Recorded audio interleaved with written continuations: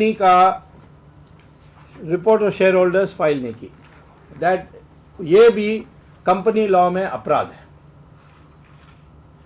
और वो कहते हैं rupees in 1000 gross income in 2005-2006 is 41.65 lakhs, नहीं 41.65 thousand, and 2004-5 में 23,019 23.19 thousand। ओके, बहुत अच्छा। अब इस कंपनी का ओनर उस समय और अभी भी आखिर तक राहुल गांधी 82% उसका शेयर था। अब चेंज करो पेज 8 में।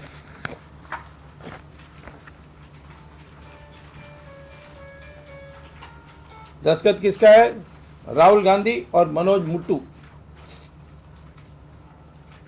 उसमें लिखा है कि earnings in foreign exchange on FOB basis और रुपीज लैक्स 41.65 लैक्स एंड 23.19। वहां 1000 लिखा है, यहां लैख लिखा है। असली क्या है? सो फॉल्स कंपनी अकाउंट्स दिया है उन्होंने।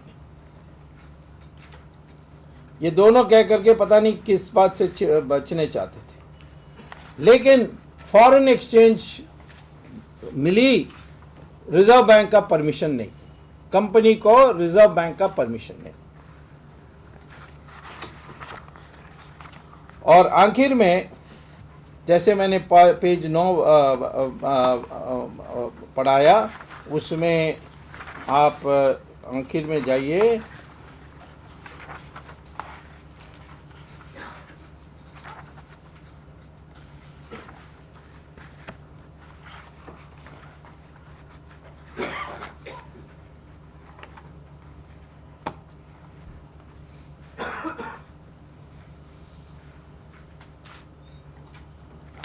इस कंपनी 9 से आप 11 तक पढ़ोगे तो ये कंपनी को वाइंड अप करने के लिए इन्होंने एप्लीकेशन फाइल की थी। क्यों वाइंड अप किया? वाइंड अप करने के लिए भी लिखा है यहाँ, following details corporate etcetera, additional director,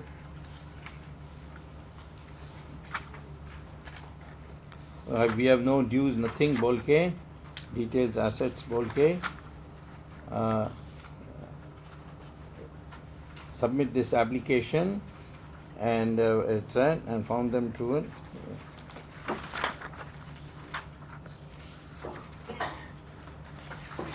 अभी बताता हूँ कौन से पेज में ये किया।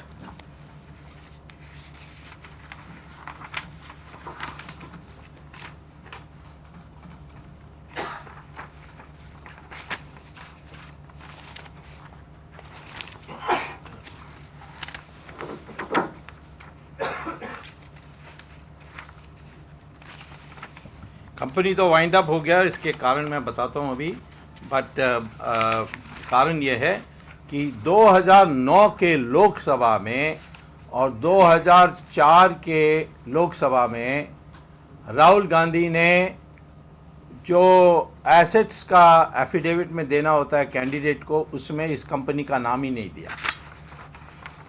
तो वो भी एक है।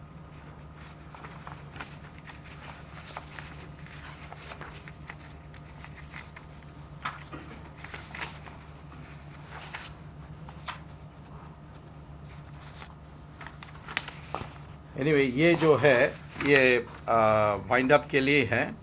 रजिस्टर हाँ टॉप में ही है, पेज 9 के टॉप में ही है, application for striking off the name of the company under the easy exit scheme. ये कंपनी खत्म है, नहीं है। और ये जल्दबाजी इसीलिए हुई कि उस समय मैंने बयान दिया था कि ये राहुल गांधी का एक कंपनी है बैकअप्स, ये क्या कर रही है, क्योंकि मुझे पता लगा कि राहुल गांधी का एक फॉरेन बैंक अकाउंट है ज्यूरिक में, उसका नाम है पिक्टेट बैंक, PICTET। आप इंटरनेट में जाओगे और गूगल में पिक्टेट बैंक ज्यूरिक लिखोगे तो पूरा उसका कंपनी कहाँ है, तो इसका एड्रेस क्या है, ये सब मिल जाएगा।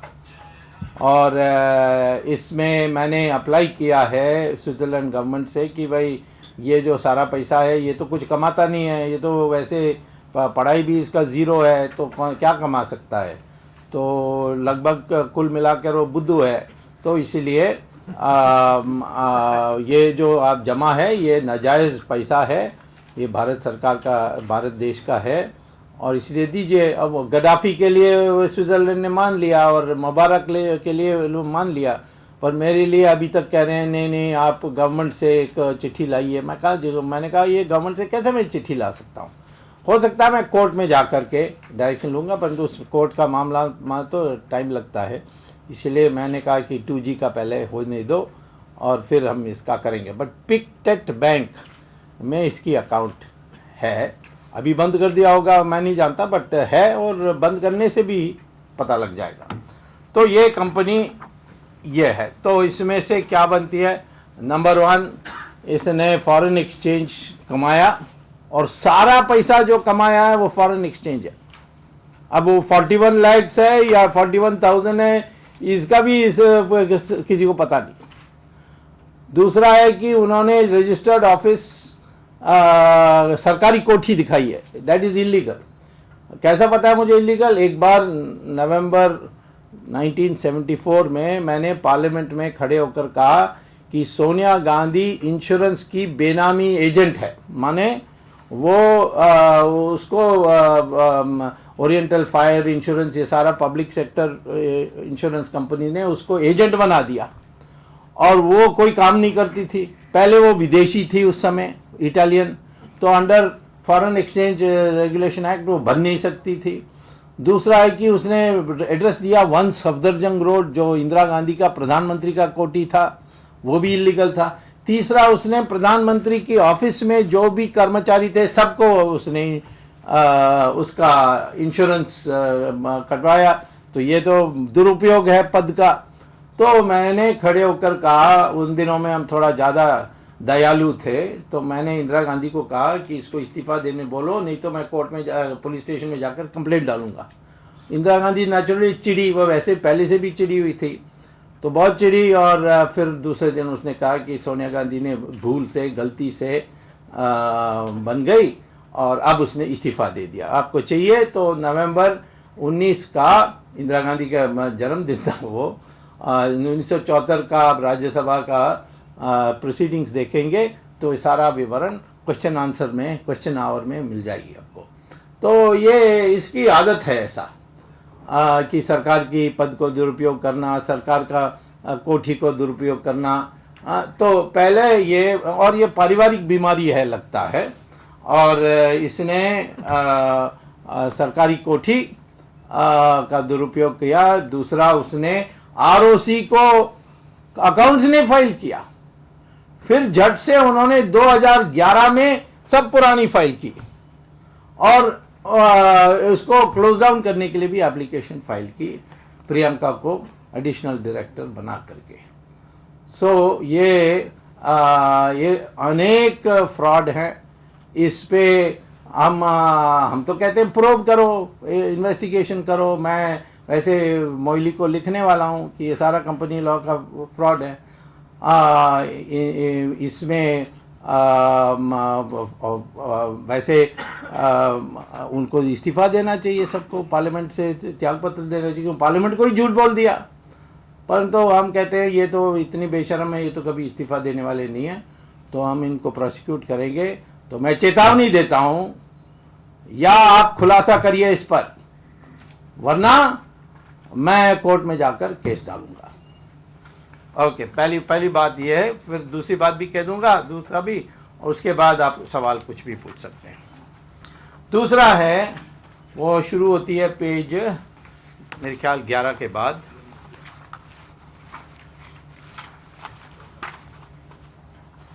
11 नहीं 13 की बात में क्या, हाँ 14 से शुरू होती है। और ये आप लोगों के लिए पत्रकारों को थोड़ा दिलचस्पी होना चाहिए इसमें। क्या है कि 1938 में जवाहरलाल नेहरू ने एक कंपनी बनाई, नाम था एसोसिएटेड जर्नल्स लिमिटेड, और उन्होंने दो अखबारों को चलाया उसमें से, उसके ज़रिए। एक था नेशनल हेरल्ड, नाम सुना होगा, जो लोग आप बहुत नौजवान हैं नहीं सुना होगा, बट थोड़े उम्र के लोग तो निश्चित जानते हैं, नेशनल हेरल्ड। और दूसरा है उर्दू में कौमी आवाज़। अब दोनों नहीं चल रहे हैं, लेकिन आज़ादी प्राप्त करने के बाद ये जो ऑफिस है Herald house, 5A Bahadur Shah Zafar मार्ग, यहाँ टाइम्स इंडिया भी है, इंडियन एक्सप्रेस भी था, पता नहीं है कि नहीं, अनेक अखबारों हैं, सबको स्पेशल अलॉटमेंट कंसेशनल बेसिस पर अलॉट करके आज वो नेशनल हेरल्ड हाउस का कीमत है 600 करोड़। बहुत सेंट्रल जगह में है, इनकम टैक्स के ऑफिस के बगल में एक्सेट्रा। तो ये पहला देखो पेज 14 में एसोसिएटेड जर्नल्स लिमिटेड मिल गया, that is different page,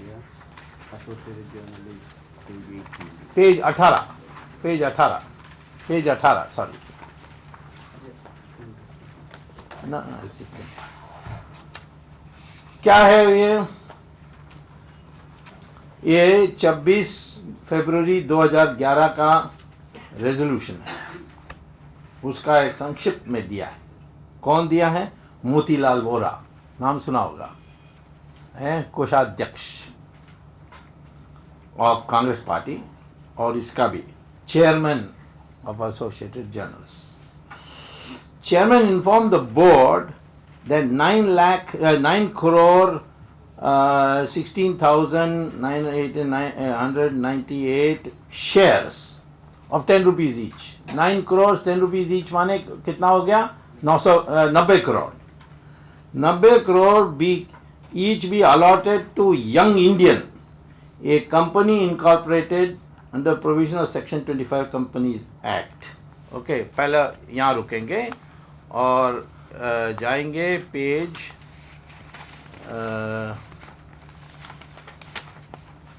what is the last page of that? This one? No, not this page. This is what for? This must be 20 or something, no? All right, let me see. What number? This is 14? Yes. Okay. Next is 15. Next is 15. Very important. So next is 15. 15 में ये young Indian का है 15, ठीक है ना? 15 देख लिया अब, यंग इंडियन। तो ये यंग इंडियन को इन्होंने दे दिया। और कौन है उस मैनेजिंग कमेटी में? सोनिया गांधी, राहुल गांधी, मोतीलाल वोरा, ऑस्कर फर्नांडिस, सुमन दुबे, वो तो उनके साथ ही घूमते रहता है, और ये सैम पिट्रोडा, उसका असली नाम सत्यन है, पता नहीं सैम क्यों कहता है, कोई गलतफहमी भी सोच लें उस क्रिश्चियन है और उससे ज़्यादा भाव दें सोनिया गांधी, पता नहीं क्या। एनीवे, बट करता था तो सोनिया गांधी, राहुल गांधी, इनका कंपनी जो अभी फ़िलहाल बनी 2011 में, और वो क्या कहते हैं कि allotted to Young Indian, a company incorporated etc. in consideration of the extinguishment amount of 90 crores. अच्छा, 90 crores due to Young Indian under loan facility available by the company. कौन सा company? Young Indian company from All India Congress Committee. अरे rule है income tax का कि political party कर्जा नहीं दे सकती, पॉलिटिकल पार्टी किराए में नहीं दे सकती अपनी पार्टी के ऑफिस को। सो ये सारा रूल को तोड़ करके कांग्रेस पार्टी ने 90 करोड़ रुपया जो घाटा था इस नेशनल हेराल्ड का, उसको देख करके इन्होंने क्या खरीद ली? 600 करोड़ रुपए का बिल्डिंग, नेशनल हेराल्ड 600 करोड़ का building. And all benefits thereunder subsequently transferred by All India Congress Committee in favor of Young Indian। अब कांग्रेस पार्टी ने दिया यानी कर्जा दिया यंग इंडियन, और यंग इंडियन को अब सारा यानी जो घाटा थी नेशनल हेराल्ड की, एसोसिएट जर्नल की, खत्म, और ये इनका बन गया। And board is requested to approve etcetera. ये महा फ्रॉड है। और वो दूसरा जो यंग इंडियन, ये है 14, हाँ मेरे 14। अब हो सकता है कि ये अपने grandfather in law Jawaharlal Nehru के लिए सोनिया गांधी ने सोचा होगा कि यंग नेशनल हेराल्ड चला लें। आखिर में ये अखबार जवाहरलाल नेहरू ने शुरू किया। जवाहरलाल नेहरू ने जो भी शुरू किया सब फेल हो गया। सोशलिज्म फेल हो गया, और चाइना पॉलिसी फेल हो गया, कश्मीर पॉलिसी फेल हो गया। तो कम से कम अखबार तो फेल ना हो, यह सोचा होगा, मैंने सोचा। लेकिन देखो 14 पेज में first paragraph, companies incorporated under section 25 companies act as a private limited company with the main object of inculcating in the mind of youth commitment to ideal of a democratic socialist society for the entire populace without any distinction, religion, caste, creed, to awaken India youth to participate in activities to promote foregoing objective। Publishing a newspaper उसमें है ही नहीं, और उसको youth Congress का headquarters भी बनाने के कोई नहीं है। ये कुछ कमर्शियल पर्पस के लिए इन्होंने बिल्डिंग ले ली। लैंड अलॉटमेंट हुई थी न्यूज़पेपर के लिए, नॉन प्रॉफिट एक्टिविटीज़ इसके लिए, अब यानी न्यूज़पेपर एक्टिविटीज़ इसके लिए, अब ये सब को तोड़ करके इन्होंने हड़प कर लिया है इसका। ये भी क्रिमिनल केस बनती है, फ्रॉड बनती है, 420 बनती है, बहुत कुछ बनती है। और अभी इसका हम आरटीआई एप्लीकेशंस डाले हैं, कुछ जवाब आने के बाद आगे देखेंगे। तो कुल मिला करके 27 कंपनीज़ में मैंने 2 कंपनीज़ दी हैं, और इससे भी भयंकर हैं। परंतु वो उसका जो यानी जैसे वो पत्ता खोलते हैं ना वो गुलाब फूल का, वो उसमें से एक तरह निकलता है, या गुलाब फूल बहुत यानी खुशबू आती है प्याज का, वैसे आंसू भी आएगी और आप खोलते खोलते जाएंगे ऐसे। इसीलिए मैंने सोचा पहले प्रेस कॉन्फ्रेंस में थोड़ा सरल वाला हम करें, और मैं चाहता हूं कि सोनिया गांधी, राहुल गांधी दोनों इस्तीफ़ा दें, और इस पर एक एसआईटी बैठाए जाए, क्योंकि विदेशी पैसा भी है इसमें, इसीलिए अनेक एजेंसीज को लाना पड़ेगा, वरना मैं कोर्ट में जाऊंगा। मैं केजरीवाल नहीं हूं कि मारो और भागो और दूसरा केस में चले जाओ, ऐसा नहीं है। तो हम इसमें पूरी तरीके से आखिर तक इसको ले जाएंगे। जो सोनिया गांधी का तो बड़ा इतिहास है चोरी करने का। पहले इंश्योरेंस एजेंट का चोरी किया, फिर मारुति का टेक्निकल डायरेक्टर बन के चोरी किया। उसमें गुप्ता कमीशन जो बैठी थी उन्होंने उनको दोषी ठहराया, परंतु इंदिरा गांधी वापस पावर में आ गई तो सारा रिपोर्ट दब गया। फिर उसने झूठे तरीके से वोटर बन गई जब वो सिटीज़न थी। राहुल गांधी जब पैदा हुआ उसको इटालियन सिटीज़न बना दिया, किसी को बताया नहीं। कल वो उसकी मिनिस्टर बनने की बात आएगी, पता नहीं वो कल बनेगा कि नहीं बनेगा, तो फिर हम चिट्ठी लिख देंगे प्रेसिडेंट को कि ये तो इटालियन सिटीज़न है, जब पैदा हुआ उसी समय बन गया था इटालियन सिटीज़न। तो इस तरीके से सारे मिलाकर के सबसे महाभ्रष्ट परिवार है ये, और इसका पोल खोलने का प्रक्रिया आज से हमने अहमदाबाद में शुरू किया।